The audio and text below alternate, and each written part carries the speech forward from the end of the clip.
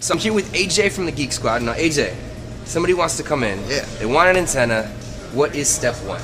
Yeah, so step one is going to be kind of picking out which antenna is going to be best for you in your particular area. There's a couple things to take into consideration right away. First of all being, are you going to go for what's considered a digital flat antenna or your old school rabbit ears, if you will, right? So there's a few options that still have your wires coming up out the back. Most people go to the aesthetic simplicity of a flat antenna these days. It's just cleaner and works into your home a little bit better. The other thing to consider is the range. How far is that antenna ultimately going to work for you, or how far is it going to pick up on that signal? And lastly, is it amplified or not? Meaning, does it plug into the wall to help improve how well it pulls that signal in, specifically within that particular range that it does work. In terms of what makes one better than the other, it really just comes down to, are they amplified or they non-amplified? Non-amplified antennas, again, not going to be as efficient as your amplified.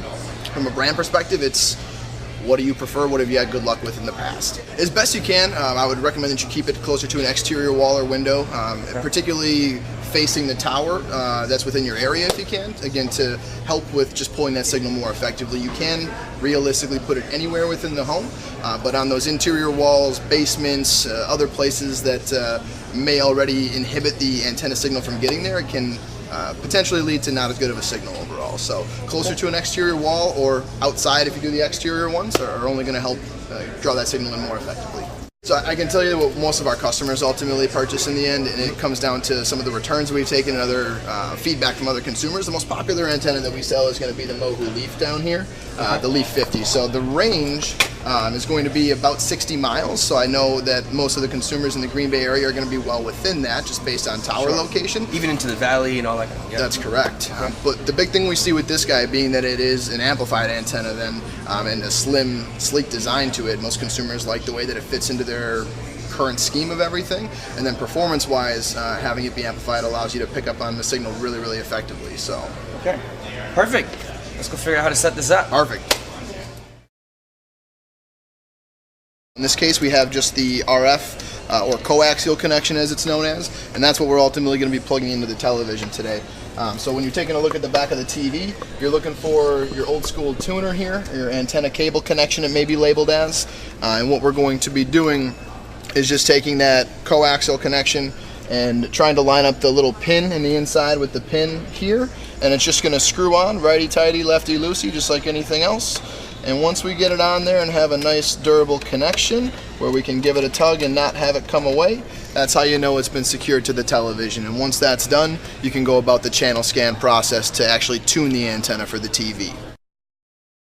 So step 3 is going to be running the auto channel scan to configure the antenna for the television. A couple of things to note. First of all, there'll be an input button on your remote control.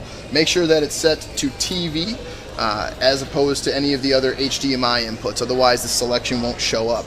From there, you'll hit your menu button, and you'll be looking for the channel selection. It may say broadcast as well, depending on who your TV manufacturer is. Under channels, you're going to go in and you'll find the auto channel search or auto scan options. This is going to make it as easy as it can for setup because the TV and antenna are just going to do their own thing in the background.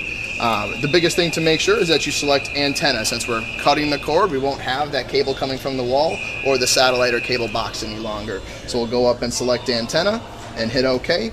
And from there, the TV is going to take anywhere from 2 to 10 minutes or so, possibly a little longer, to run through and scan for those different channels. And once that's been completed, you'll see some numbers begin to populate under digital and analog, just like we've seen here. That indicates the TV just found 4 digital television stations that can be broadcasted then. If you do have other components that are hooked up to the TV, whether it's a cable box, a Blu-ray player, a gaming console, or any other things that you'd like to use with it, you can easily toggle back and forth between the television antenna and those different sources. Again, that'll be your input or your source button on the remote control, depending on your TV manufacturer. It won't allow me to show you right now, as it is ultimately scanning, but if you were to hit that selection, it would populate that menu we saw before with your different HDMI selections, and you could choose those different devices to toggle back and forth between them.